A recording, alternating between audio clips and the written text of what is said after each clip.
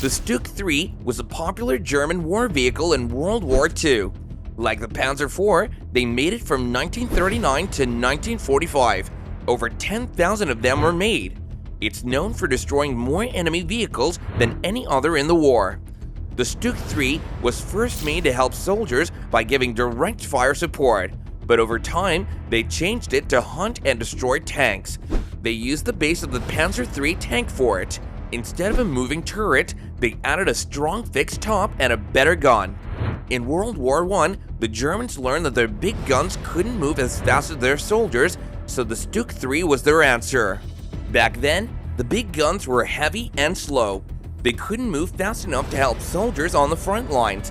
These soldiers needed help taking out bunkers and small forts.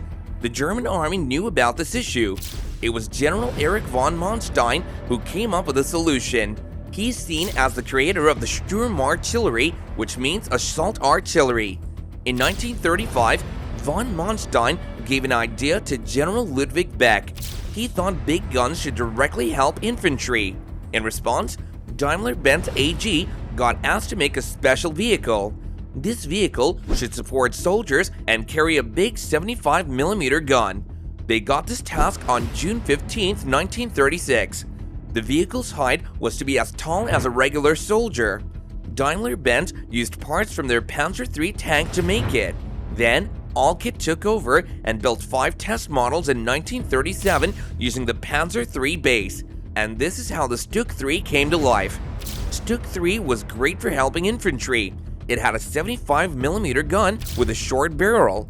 This gun couldn't break through the tank armor, but it was powerful against softer targets like buildings. The main tanks, called Panzers, handled armored targets. The Stug III did well in Poland, France, and Russia. Its main job was taking out machine gun spots and strongholds. They didn't use it to fight other tanks because it was easy to damage. One problem was, it didn't have its own machine gun. Later on, they added a 7.92mm MG34 gun to it. When the Germans first went to Russia, they got a surprise. The Soviets had lots of strong tanks. The T-34 was better than any German tank. The Stug III had a new role. It became a tank destroyer. They gave it a bigger 75mm L-43 gun and later a 75mm L-48 gun. This made it good at breaking through tank armor, but there was a downside to it.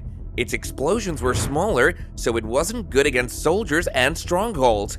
Then, they made a new model called the Stug 42. It used the same base, but had a different gun, a 10.5cm howitzer. This made it good at taking out buildings again, but it could still fight some tanks. People were worried the Stug III might be easy to hit, but it was designed to be shorter than a man standing. This made it shorter than other German tanks. Being smaller, it was hard for enemies to see and hit. It could hide well and was a small target for enemy shooters. This made it perfect for surprising enemy tanks. The Stug III had better lenses than the Panzer IV. This allowed it to spot and shoot targets from farther away and more accurately. The Stug III worked really well when used right. Its small size and strong gun made it powerful, but it worked best when it stayed in one place, waiting to surprise and shoot targets. The Stug had a fixed turret, which meant it couldn't move around fast like other tanks, but as the war went on, German units used it more. This was because many of their tanks were lost in battle or broke down. From 1939 to 1945, the Sturmgeschütz III was cheap at 70,000 Reichsmarks. The Panzer IV cost 100,000 and the Tiger 300,000. Using Panzer III parts, it was easy to fix. When the Panzer III stopped, more Stug IIIs were made. They were simple with 4 crew members and were liked by many. The Stug III was lighter than the other tanks. It moved well and broke down less. By the end of the war, it defeated almost 30,000 Russian tanks. In February 1943 in Kharkov, it took out 44 T-34 tanks. Later, in Leningrad, it destroyed 221 tanks but lost only 13.